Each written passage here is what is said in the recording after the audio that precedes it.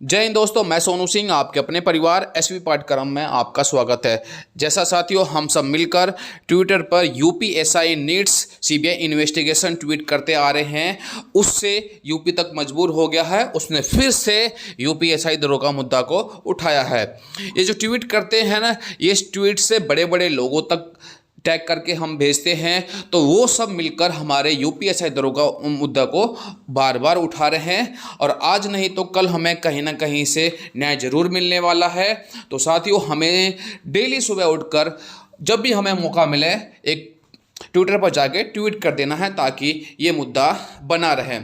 इसमें बड़े बड़े लोगों के पास हमारी आवाज़ पहुंच रही है ताकि हमें जल्द से जल्द न्याय मिल सके। और मुझे लगता है साथियों, चाहे कोर्ट से मिले न्याय या वैसे मिले हमें न्याय मिलकर रहेगा।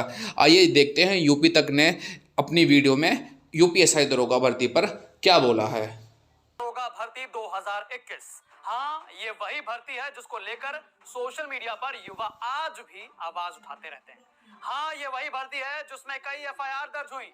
ये वही भर्ती है जिसमें मिनटों में सवाल पूरे किए गए और जब अगले चरण में पहुंचे तो क ख घ नहीं बता पाए।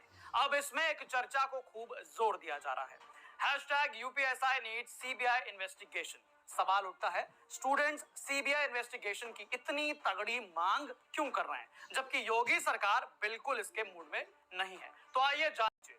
दरअसल मार्च 2021 में उत्तर प्रदेश सरकार ने यूपी पुलिस दरोगा भर्ती का ऐलान किया था। मार्च में ऐलान होने के बाद अप्रैल 2021 में भर्ती के लिए विज्ञापन जारी हुए। इसके बाद 1 अप्रैल 2021 से 15 जून 2021 तक 12 लाख स्टूडेंट्स ने फॉर्म भरे। कुल 9,534 पदों पर यह भर्ती होनी थी।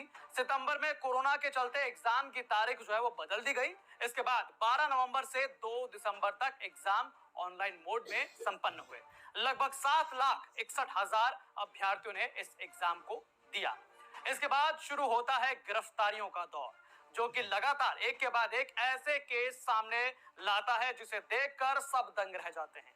यूपी तक ने हर उस अपडेट पर खबर की है, आप हमारे पेज पर जाकर देख सकते हैं। लेकिन इस बीच अब कुछ नई चर्चा शुरू हो गई है। युवा अल्लाह बोल की टीम से अनुपम ट्वीट कर लिखते हैं कि यूपी के विभिन्न थानों में इतने एफआईआर दर्ज हो चुके हैं कि सरकार को #UPSI स्कैम की सीबीआई से जांच करवा लेना चाहिए।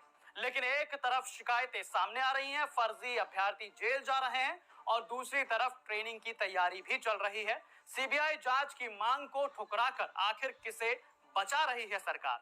वहीं दूसरी ओर इसी टीम के गोविंद मिश्रा लिखते हैं कि दरोगा भर्ती घोटाला जब कर्नाटक में होता है तो गिरफ्तारी एडीजी तक की हो जाती है।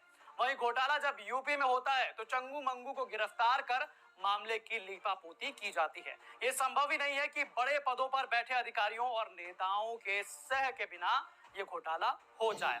अब यहाँ सवाल ये उठता है कि ऐसा क्या हुआ था, कब हुआ था कर्नाटक में कि राज्य सरकार को सीबीआई तो नहीं लेकिन सीआईडी को इन्वेस्टिगेशन देने की जरूरत पड़ी। दरअसल वहां 3 अक्टूबर 2021 को पुलिस सब इंस्पेक्टर के 545 पदों पर भर्ती के लिए परीक्षा का आयोजन हुआ। 54,000 से ज्यादा कैंडिडेट परीक्षा में बैठे।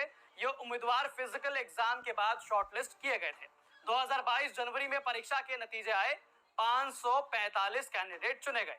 परीक्षा में स्कैम की जानकारी सबसे पहले कलबुर्गी जिले से सामने आई। एग्जाम में चुने गए कैंडिडेट वीरेश की ओएमआर शीट सोशल मीडिया पर वायरल हो गई। उसकी ओएमआर शीट में 100 सवालों में सिर्फ 21 सवालों के जवाब दिए गए थे, लेकिन परीक्षा में उसे 121 मार्क्स मिले थे।